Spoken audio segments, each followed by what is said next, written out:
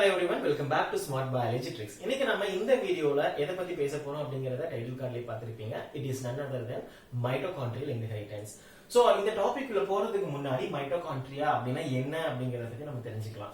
So செல்களுக்குள்ள mitochondria அப்படிங்கிறது ஒரு செல் உறுப்பு. இந்த செல் உறுப்பு வந்து எதுக்காக பயன்படுது அப்படினா செல்களுக்கு தேவையான ஆற்றல், எனர்ஜி, சக்தியை வந்து உற்பத்தி பண்றதுதான் இந்த செல் உறுப்போட முக்கியமான பணி. செல் சுவாசித்தல் அப்படிங்கிற ஒரு பணியை செய்யறது மூலமா இந்த உறுப்பானது ஏடிபி மாலிகுல் உற்பத்தி பண்ணும். சோ அந்த ஏடிபி மாலிகுல் ஒவ்வொரு உயிரினத்தோட தேவையான அதுக்குள்ள நடக்கக்கூடிய வேலைகளுக்கு அந்த ஆற்றலானது பயன்படுது. சரியா? சோ இந்த மைட்டோகாண்ட்ரியா செல் உறுப்பானது ஒவ்வொரு உயிரினத்துக்குள்ள எப்படி வருது அப்படின்னா ஒவ்வொரு உயிரினத்துக்கும் அதோட அம்மா கிட்ட இருந்து தான் வருது. ஃபார் எக்ஸாம்பிள், உங்க உடம்புக்குள்ள இருக்கக்கூடிய ஒவ்வொரு செல்களுக்குள்ள இருக்கக்கூடிய மைட்டோகாண்ட்ரியானது எப்படி வருதுன்னா அம்மா கிட்ட இருந்து தான் வருது, அப்பா கிட்ட இருந்து வரது கிடையாது. சோ இதை நம்ம எப்படி தெரிஞ்சுக்கலாம் அப்படின்னா ஃபர்டிலைசேஷன், கருவுறுதல் அப்படிங்கிற ஒரு நிகழ்வை நம்ம படிச்சிருப்போம் ஆல்ரெடி. அதை கொஞ்சம் ரிவைஸ் பண்ணி பாத்தீங்க அப்படின்னா உங்களுக்கு ஈஸியா புரியும். சோ கருவுறுதல் நிகழ்வு எப்படி நடக்கும் அப்படின்னா union of sperm nucleus and egg nucleus, இந்த ரெண்டும் சேர்ந்துதான் என்ன ஆகுது, ஒரு கருவானது உருவாகுது. சோ இந்த கரு எப்படி உருவாகுது? இது ரெண்டும் இணையக்குள்ள இந்த ஸ்பெர்ம் அணுல இருக்கக்கூடிய நியூக்ளியஸ் மட்டும்தான் இந்த எக் நியூக்ளியஸ்க்குள்ள போயிட்டு ஃபியூஸ் ஆயிட்டு இந்த ரெண்டு குரோமோசோம், ஹாப்ளாய்டு குரோமோசோம் இருக்கு இல்லையா, சோ ஒற்றை மய குரோமோசோம் அப்படின்னு சொல்லுவோம். இந்த ரெண்டு ஒற்றை மய குரோமோசோமும் சேர்ந்து இரட்டை மய குரோமோசோமா உருவாகும். அதாவது டிப்ளாய்டு குரோமோசோம்ஸா உருவாகும். சோ அந்த டிப்ளாய்டு குரோமோசோம்ஸ் தான் வந்து பகுப்படைஞ்சு செல் பிரிதல் மூலியமா ஒரு செல் 2 செல் ஆகும், 2 செல் 4 செல் ஆகும், 4 செல் 8 செல் ஆகும். இந்த மாதிரி நம்பர் ஆஃப் செல்ஸ் வந்து இன்க்ரீஸ் ஆகிட்டே ஒரு பெரிய ஒரு உயிரினத்தை உருவாக்குது. சோ இதுல பாத்தீங்கன்னா ஸ்பெர்ம் செல்ல இருக்கக்கூடிய மைட்டோகாண்ட்ரியா இதோட நடுப்பகுதியில தான் இருக்கு. ஸ்பெர்ம் செல்ஸ் நம்ம மூணா பிரிப்போம். ஒரு தலைப்பகுதி, ஒரு நடுப்பகுதி, ஒரு வால் பகுதி அப்படின்னு நம்ம மூணா பிரிப்போம்.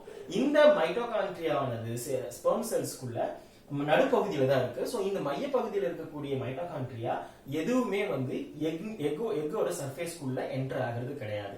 சோ எக்குள்ள போறது என்ன அப்படின்னு பாத்தீங்கன்னா ஒன்லி நியூக்ளியஸ், ஸ்பெர்ம் நியூக்ளியஸ் மட்டும் தான் எக்குள்ள போகுது. சோ எல்லா மைட்டோகாண்ட்ரியாவும் எக்குக்கு வெளியவே வந்து அழிஞ்சு போயிடும். ஏன் அப்படின்னா இந்த ஸ்பெர்மோட தலைப்பகுதியில் இருக்கக்கூடிய அக்ரோசோம் இந்த எக்கோட சர்ஃபேஸ்ல இருக்கக்கூடிய மெம்பரைன்ஸ், விட்டைன் மெம்பரைன்ஸை ரப்சர் பண்ணிட்டு இந்த நியூக்ளியஸை மட்டும் தான் உள்ள அனுப்புது.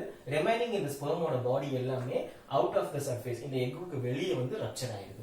சோ இதுல இருந்து என்ன தெரியுது அப்படின்னா கருவுறுதல் நிகழ்ந்ததுக்கு அப்புறம் எந்த ஒரு மைட்டோகாண்ட்ரியாவும் அப்பா கிட்ட இருந்து வரக்கூடிய மைட்டோகாண்ட்ரியா செல்களுக்குள்ள போறது கிடையாது, அதாவது அண்ட செல்களுக்குள்ள போறது கிடையாது. அம்மா கிட்ட இருந்து வரக்கூடிய மைட்டோகாண்ட்ரியா தான் அது பகுப்படைந்து ஒவ்வொரு செல்களுக்கும் மைட்டோகாண்ட்ரியா உருவாக்கி செல் பிரிதல் மூலியமா மைட்டோகாண்ட்ரியாக்களை ஒவ்வொரு செல்லுல இருந்து இன்னொரு செல்களுக்கும் டிரான்ஸ்பர் பண்ணுது. சோ அப்போ அம்மா கிட்ட இருந்து மட்டும்தான் மைட்டோகாண்ட்ரியா வருது, அப்பா கிட்ட இருந்து வரல அப்படிங்கிறது இந்த நிகழ்வை நம்ம மறுபடியும் ரிவைஸ் பண்ணி பார்க்கறதுக்கு நமக்கு ஈஸியா புரியுது. சோ இதை நம்ம ஹிந்து மைத்தாலஜியோட கம்பேர் பண்ணி பார்க்கலாம். சோ ஹிந்து மைத்தாலஜிக்கல் ஸ்டோரிஸ்ல எல்லாம் பாத்தீங்கன்னா நிறைய படங்கள், பழைய படங்கள் எல்லாம் வந்திருக்கும். சிவன் பார்வதி கடையில பெரிய சண்டை வரும். அப்ப வந்து நீ பெருசா நான் பெருசா, நான் இல்லாம நீ இல்ல, சிவம் இல்லையல் சக்தி இல்லை, சக்தி இல்லையல் சிவம் இல்லை அப்படின்னு சொல்லியிருப்பாங்க. சோ அந்த கான்செப்டை இந்த டாபிக்ல அப்ளை பண்ணி பாத்தீங்க அப்படின்னா எக்ஸாக்டா மேட்ச் ஆகும். சோ இந்த உலகத்துல இருக்கக்கூடிய ஒவ்வொரு உயிரினத்துக்கும் சக்தி இல்ல அப்படின்னா நம்மளால மூவ்மெண்டே பண்ண முடியாது. எல்லா ஆக்டிவிட்டிக்கும், நம்ம பாடியில இருக்கக்கூடிய எல்லா ஆக்டிவிட்டிக்குமே சக்தி, அதாவது ஆற்றல் அப்படிங்கிறது ரொம்ப முக்கியம். அந்த ஆற்றல் எப்படி கிடைக்குது? ஏடிபி. அந்த ஏடிபி எங்க இருந்து வருது?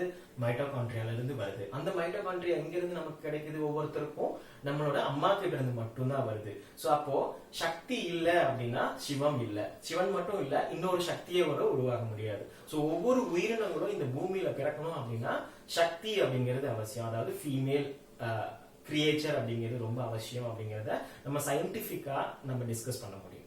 So just like that, it is a mythological கான்செப்டோட ஓரியண்டா இருக்கிறதுனால நம்ம அதை பத்தி பேசுறோம். ரைட்? ஓகே. சோ இந்த மாதிரி தான் இருக்கா அப்படின்னு கேட்டா அப்படி கிடையாது. Not only maternal.